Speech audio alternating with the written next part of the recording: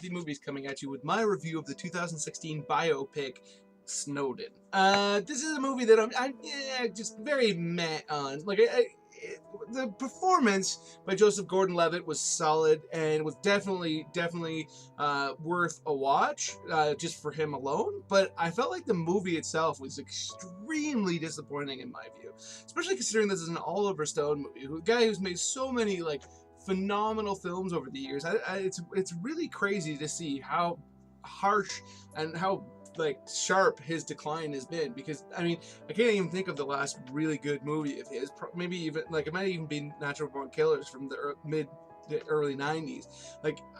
Most of his movies that he comes out with now disappoint me, and this is definitely of that ilk. And like I said, Joseph Gordon-Levitt's good, Shailene Woodley's good. The performances as a whole, I think, are solid. It's the story and the direction that I think, again, let me down. I mentioned in my review of a movie yesterday that I felt like it's directed in kind of like a made-for-TV almost kind of fashion, and this definitely doesn't feel like a movie that was cinematic. It feels more like a procedural kind of thing, and I get it. Like, the whole story is very emotionless, which I think is for me is the main issue.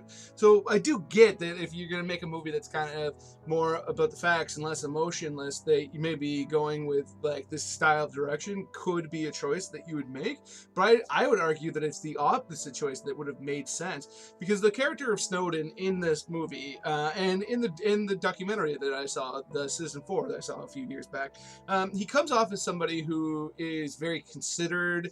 I wouldn't go so far as to say robotic, but is very doesn't come off as very emotional. Comes off like every comment he makes, it seems like he's thought about it for an extended period of time, even if it's an off-the-cuff situation. So in this movie, most of the time throughout, that is how it plays. There's a few moments throughout where he gets a little bit flustered in a moment, but even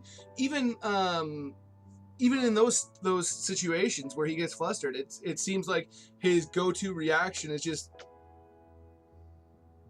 and considering what's due, he doesn't seem to have any kind of emotional reactions to anything, which I don't think necessarily would have been a flaw in the movie. But I think what they need to do, if they were going to portray a character in that fashion, which again, I don't have an issue with them doing, because that seems to be what the guy actually is like. But if you're going to portray a character in that, you need to have some kind of window into his internal monologue. And I'm not talking about voiceover, but I'm talking about scenes that make it so that you can really see the emotional toll that it's having on him, other than him looking tired or looking bothered by some of the things that are going on. I mean, if you don't know what this movie is about, it's Edward Snowden. It's a biopic of him, and he's the guy who leaked a whole bunch of information about the NSA and CIA wiretapping, and not wiretapping, but tapping into the emails of billions of Americans, and or not billions of Americans, but billions of people, I should say, including Americans. And he's a fascinating figure, because there's definitely people who fall on one side or the other about him, whether or not he's a freedom fighter who was looking to get this information out, or if he's a traitor because obviously he was given this information in a classified situation. I personally fall on the side of more that he was fighting to give this information to the public and let them do what they will with it. But no matter where you fall on him, I think that there could have been a really interesting movie here, and I just feel like, again, it just misses the mark, where, honestly, there's literally one scene in the entire movie where I felt emotionally invested. My interest was piqued, and I respected the performances, but I was never invested in any of the characters. And, they obviously had some things to overcome, because people who are seeing this movie most likely will have known the story.